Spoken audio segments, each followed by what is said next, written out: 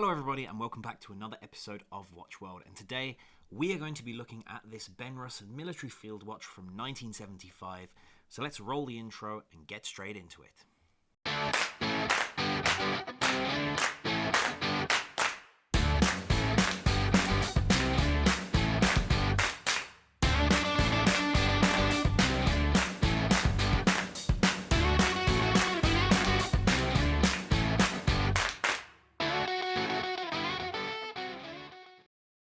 So everyone, I hope you're all keeping well and safe. Before we start today's video, quick wristwatch check as usual, and today I am wearing my Britix vintage chronograph that I reviewed a few months back on this channel.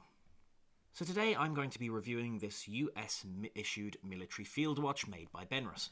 This watch was issued to a US soldier in July 1975, so the Vietnam era, I suppose, is a bit of clickbait in the title, seeing as the Vietnam War actually ended in April 75, and this watch was issued 3 months after in July 75, but the specs are still the exact same. This watch is part of the Mil W 46374 series. This is the Type A version.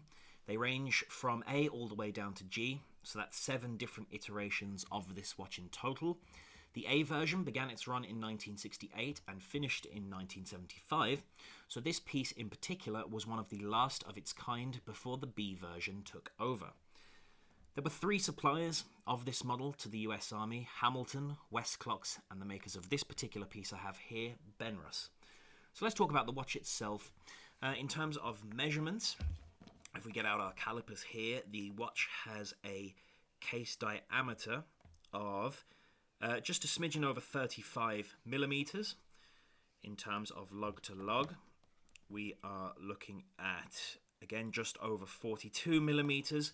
Now I'm going to take the strap off so I can get a more accurate measurement of the height. In terms of thickness, we have 10.5 millimeters in thickness.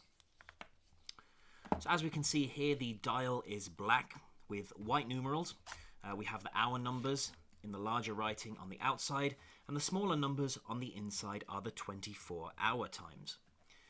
Very clear white on black, easily legible for quick glances, which in combat situations may be all the time a soldier would get if they needed to see the time. The watch is on an olive green NATO strap, but when I bought it, which I did on eBay, it also came with the original strap that it was issued with in 1975, which I have here. As you can see, this one is very worn, and it's actually a millimeter or so smaller than the NATO strap that the watch currently sits on. Now, the camera might not pick up what is written on the case back because it is inscribed rather than printed on, but it says Watch Wrist General Purpose, Benrus, July 1975, Mil W 46374A. And then there's a lot of serial numbers and other kinds of numbers afterwards as well. Sometimes you see military watches going for thousands online, but these you can pick up for anywhere between 200 and 500 euro, depending on the condition and so on. And I guess this is down to the fact that they are so easy to find, as there was so many made. You know, they're not in a rare supply at all. The 46374A was produced in stainless steel and plastic, and this is one of the plastic versions. It features a 17 jewel movement with hacking and hand wind, hacking being very important in a military environment in case you need to sync your watch with your fellow soldiers for a certain mission. You are also getting 36 hours of power reserve, acrylic crystal in front of that dial, and Tritium Loom on the hands and numerals. When new, this watch had an accuracy rating of plus or minus 30 seconds a day.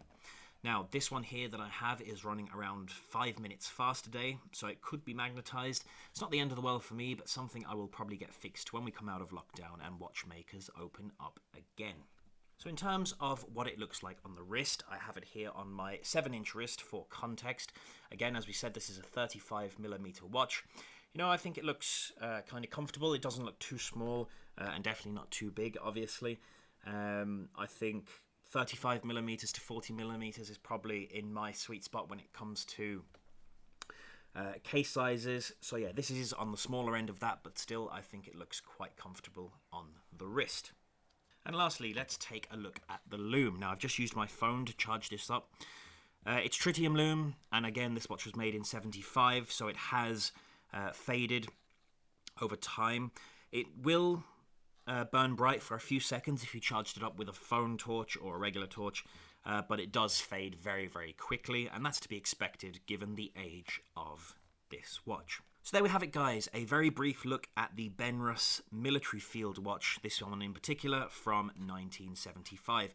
I hope you enjoyed this review, guys. If you did, please do hit that subscribe button. It really would help out the channel a lot, and I will see you again very, very soon.